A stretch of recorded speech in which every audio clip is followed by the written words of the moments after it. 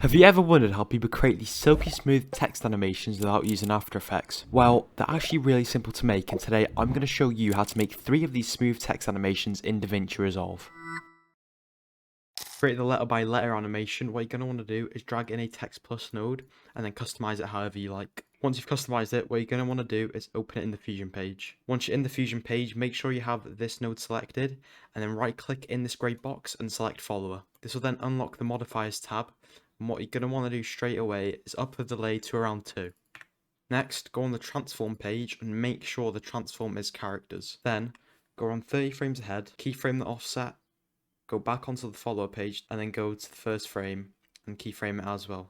And on the first frame, what you're going to want to do is just decrease the Y to around 80, I'd say is good on 90. And as we already see here, it kind of starts the letter by letter animation.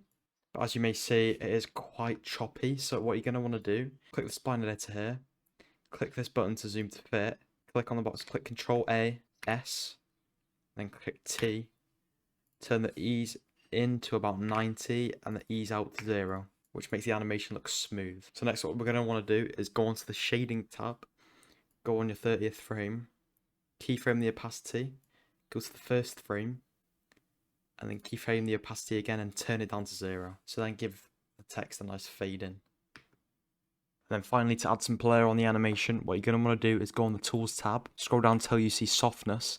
And as you may see, when you turn up the X value, it doesn't change the Y value, which only affects the blur on the X axis. So what you're going to want to do is right click on Y, click Expression, and then drag this plus onto X. This then makes the Y be affected the same as the X. So then, go on to frame 30, keyframe the X and the Y, go on to frame 0, keyframe the X and the Y again, and then turn up softness to around 6. This then gives the animation a nice blur effect at the start. To make it even smoother, what you're going to want to do, open the spline editor, click zoom to fit, deselect the opacity, the displacement and everything else, you just want the softness. Click Ctrl A, S, which smooths it out, and then up this to around 60, and up this to around 60 also. This then gives the text a nice blur effect. To create text number 2, again, drag in a text plus and then just customize it to however you like. And again, open it in the Fusion page. For this animation, there's no need to add a follower.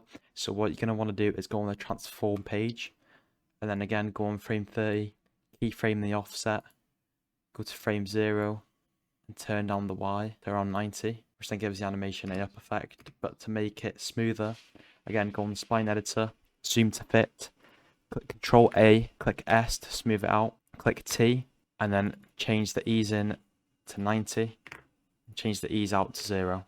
Next, click on the Shadings tab, go on to frame 30 and keyframe the opacity, then go to frame 0 and keyframe the opacity again, and you're going to want to turn it down to 0, which then gives it a fade in effect.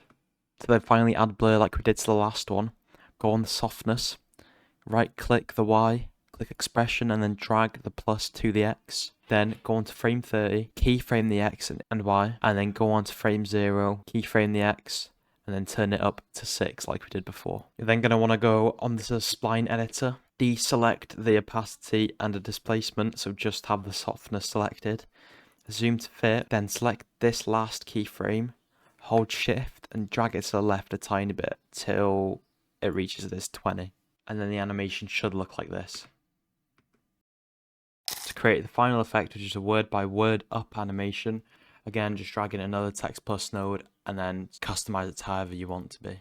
Then right click and open it in the Fusion page. And for this one, we're going to want to right click on this grey box again and add a follower. Then click onto the modifiers tab, then up the delay to around 1, and then go onto the transform page and make sure the transform is selected on words. Then go on to frame 30, keyframe the offset, click back onto the follower, go to frame 0, and then keyframe the offset again, and then decrease the Y.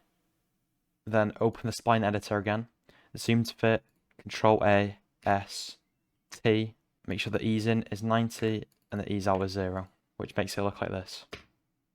Next, make sure you're on the modifiers tab, click on shading, go to frame 30, keyframe the opacity and then go to frame 0, keyframe the opacity and change it to 0. This then gives it that fading effect again.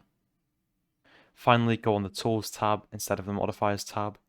Click on Shading, Softness, right-click on Y and then click Expression, and then drag it to the X. Go to frame 30, keyframe the X, go to frame 0, keyframe the X again, and then increase it to around 6 like we did for the previous two. This then gives it that blur and fade in.